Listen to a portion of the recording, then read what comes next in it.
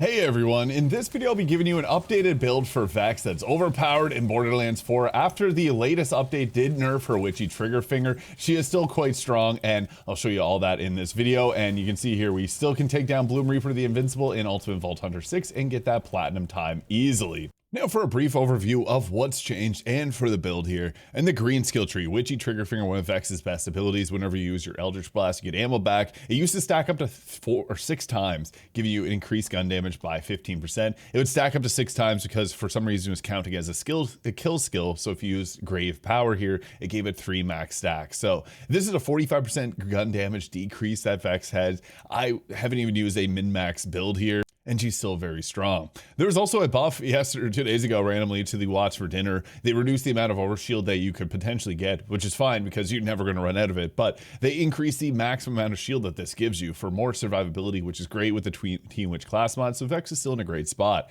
Furthermore, Maliwan submachine guns got a big boost of 18% to their damage, so the Flash Cyclone got buffed alongside my favorite weapon, the Dark Beast, which are very powerful on this build.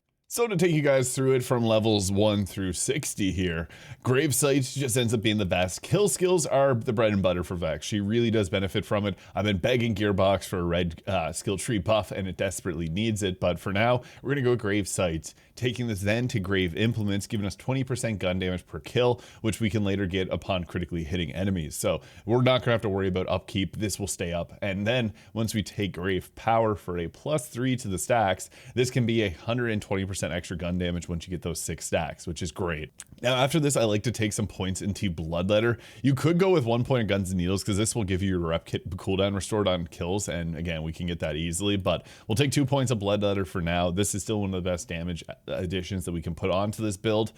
After this, we got a choice. If you want to go down, I think it is best to go the middle skill tree first, but it is good to go to the right hand skill tree for the extra life steal, since we're not getting it from the Leeching Attunement and just from the class mod.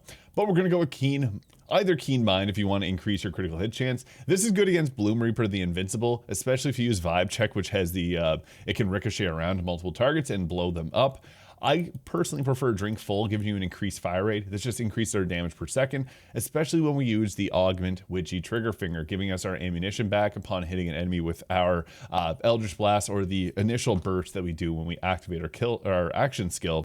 So this combines together very well. We'll then go ahead with Mortal Terror. This gives us a critical hit equals a chance to activate our kill skills. So this gets crazy once you start blasting away multiple times with a very fast fire rate gun, because if you get a bunch of crits, you can then turn those into gun damage increases, critical hit increases, and much more as we continue through this. We're going to first start with the Vibe Check. This Capstone depends on the boss that you're going against. I personally prefer Heart Piercer because it uses your health and it boosts up the damage. Vibe Check lets it ricochet, and it gets you your Eldritch Blast cooldown back from gun damage even more, doubling it. After this though, we're going to continue in the green skill tree. It's just so beneficial. Ars Arcana, this increases skill damage. Skill damage is not just action skill. It also applies to things like our bleed damage. So that is a pretty big boost to overall DPS. They're then going to go ahead with Essence Leech. Now this gives us 10% life steal at max stacks, 20 whenever we have our action skill active, which does get very considerable when you then take into effect Blood is Power, taking 300% of our life steal. So even that 200% there, that's boosting it times by 3, it becomes pretty insane. You do have to have full health for this, but with a certain class mod, we don't really have to worry about that. We'll typically have full health often. Now, as mentioned, you can swap between Vibe Check or Heart Piercer. I personally like Heart Piercer for most situations, because while it does drain your health, it will heal you and deal extra damage from that. Her Vibe Check is still good though, and I like that against Bloom Reaper. It really just depends what you're going up against and what you want to use. After this, I like to grab max stacks of Bloodletter. Getting that bleed is extremely nice. And if you want to keep your Repkit upkeep up, Guns and Needles is great because that gets activated by Mortal Terror. So you can take a point into that. And then we're going to go into the red skill tree. Now, there are some really nice benefits that we can get here. Getting bonus kinetic damage with guns when our action skill is active. So the bonus kinetic damage, that 37.5%, will actually take the gun damage increase that we get from Grave Implement. So when you scale that up, you're getting double dipped and you're getting a bunch of extra damage from enchantment here. It's really good. You have to have your action skill active, which becomes a lot easier to maintain with Grave Sustenance. I wasn't using this previously, but it's a kill skill and an easy one to trigger at that, restoring 25% of the action skill duration. Yeah, it's kind of nuts. Combined together for some nice gameplay. Another nice thing is then we can proceed down to Morning, which gives our kill skills increased effectiveness. This will further boost up the gun damage and all that. This is really nice. Previously, we weren't able to come down here and take it. Now, 2 more points. You can put them into movement speed for 10% more movement speed and a damage reduction with Hasty Fiends. I personally like to go with the Phase Pocket. This will increase your magazine size and gun swap speed. We really like that 20% gun damage or gun magazine size because this gives us more just a wiggle room for using the witchy trigger finger so that you don't have to keep spamming it. This will let you use basically infinite ammo on more guns that might not have gotten it previously. So I like to take that, but again, you can take the other one or more points in guns and needles. Now, Vex has a lot of class mods, and some of them got buffed recently, but she still just reigns supreme with the Teen Witch class mod. If you want to spice things up, you can go with, I don't know where it is in my inventory, I'm having a lot of lag. I have Scion class mods for the extra bleed that you can get from this, which is really crazy. I really like the Teen Witch though. Giving us overshield is really effective because it stacks with the watts for dinner as well. If you can get fire rate increase, that's nice. You get a 12% lifesteal. Gun damage would be ideal. We don't have to go farm for that really hard. I also, the Watts Spinner just got a buff. It's kind of crazy. It was a rework, but I also have the amp roll on this. This gives it plus 150% gun damage, draining 35% of our shields, which combos great with the Teen Witch. This feeds itself because you're getting an extra amp to your damage, which turns into more life steal, which then gives you more shield to keep blasting away with this. So very strong combination. If you don't want to use the Watts for Dinner, it just ends up being the best shield in the game. You can go with the new Protean Cell buff. It got a huge increase to its overall capacity. There's also things like the Timekeeper's new shield if you don't want to use overshield at all and swap with the Scion class mod. The Timekeeper's new shield is amazing. Cinder Shelly just got a buff as well, pretty tanky of a shield. And I also like the Fireworks if you're mobbing. Now for our enhancement, my game's been having a lot of lag recently, so sorry for that. Blind Box with the increased Jacob's ricochets by 1 is amazing. I really enjoy using that. There is other choices. I also like to go with the Torg increased blast radius and use the new Shalashiska weapon. This becomes insane together. You can basically take out bosses and enemies immediately with this. I really like the Jacobs one though, and you can even go with some of the Maliwan ones if you want to use those weapons and spread around the stats effects to multiple targets when you're mobbing. And the Vladoff hero bullets are nice too if you use the Wombo combo. Now for our heavy ordnance, there are some like the new ones from the DLC are cool and fun to use, but this just, when we get our kill skills off critical hits, we want to have this, throw it at a boss, activate your kill skills off of that. It's much better. And then with a Jacob's weapon, it's going to have those ricochet around. So this is still the best throwing knife ordnance by far for Vex, and I'd highly recommend farming for one. Now for our Repkit, triple bypass I really like, especially if you can get one with Leech. This becomes like your get out of jail free card because for 10 seconds you get an additional 30% life steal, plus the 12 that we get from that, plus the 20 that we get from our Blizz Power.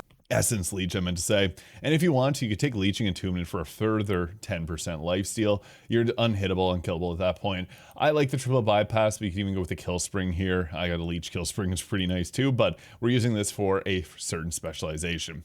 Now the best, I have 4 high caliber, just silly. You should only have 3 and then 2 Deadeye, or 3 Deadeye and 2 high caliber. I really like the Bullet's Pierce, and this is really great, especially as you saw against Bloom Reaper, because you can use the Flash Cyclone. It's Jacob, so it's ricocheting around, but also piercing through at the same time. And for weapons, as mentioned, this got a buff to its damage, so we like that, as well as the Dark Beast, one of my favorite weapons in the game. The Mantra is still going to be one of the best too, because there's a specialization that lets you double dip on any gun damage increases. So the 120% that we got will turn to 180 with the Mantra if you take the specialization. Bear Arms, which will add half your melee or half your gun damage onto melee, and the Mantra counts as both. So yeah, that double dips on a lot of things. Also, the Shalashiska weapon is crazy. Shoot it and reload manually 5 times. You get +5 projectiles. And with the Torg version of the increased damage radius, this hits the boss and it just deletes them. Unstable Core got a buff recently. Not worth using, unfortunately, still. The Falker got one as well. This is actually a really fun weapon. It's pretty useful, especially if you can get a Jacob's roll. The bod will be getting a nerf to max its gun damage increase at 200%. So the bod's still good right now, but it will be taking a big nerf. We also got the Stray Sniper Rifle. If you can get a critical, the Ricochet from Jacobs on it, it's so good. A Looming Dullahan with the underbarrel is also quite nice, and even the energy discs from the Stellium are pretty useful. The Goalkeeper actually got a buff with charging speed being massively buffed up. And also the Bonnie and Clyde got quite a massive buff to its damage whenever you're using the shotgun. This is a weapon I really like on Vex. Swap between the shotgun, take out a mob, switch to the assault rifle, take out a boss, because the damage from this becomes really high. And for specializations, now with caffeine is typically going to be a mainstay, getting your action skill back is just so good. Riddle you this for 50% extra gun damage, which turns to 75% if you use the bare arms on the Mantra shotgun. It's one of the better weapons in this entire game. I also like I Am a Gun, which will also add your gun damage increases onto your action skill, which you can get quite a few of because we have not just 6 stacks, but also 30% increased effectiveness. And just to give you an idea of how powerful the Shalashiska weapon is, I'm going to throw my critical hit knives onto this boss, and see you later. It's gone immediately before I even had a chance to reload. Yeah, the Shalashiska weapon is insanely powerful, as you just saw there. Now, if that feels a little bit too cheap for your taste, this is the Flash Cyclone, which I really like. This weapon is really fun. You can see there, it is strong too. I'm surprised this weapon ended up getting a buff because the damage from this is great. Cryo weapons are also some of my favorites. Getting a freeze off, satisfying. And here's the Mantra shotgun. So if we set up with our critical hit knives, this thing will ricochet around too, and it's crazy. But yeah, you guys see the damage there. This is without using our Eldritch Blast to get our bullets back. The Mantra is so crazy powerful, especially since you use that ability to take half that gun damage increase. So our kill skills are activating at a 1.5 times rate. And here's the Dark Beast, which also got a buff, which I was really excited about because I love this weapon. I don't think it needed a buff, but we'll take it because, yeah, anything is nice. This weapon is great for shredding through any type of armor. So, yeah, you saw it there. That is what I think to be the most overpowered updated Vex build in Borderlands 4 after her recent nerf. But hey, we're seeing some buffs across the board. New weapons are getting even more powerful, and even things that I may not have thought were good are now much better. So, I'm excited to see the next updates for Borderlands 4. Let me know your thoughts in the comments. Hit the subscribe button below if you enjoyed, and we'll catch y'all in the next video.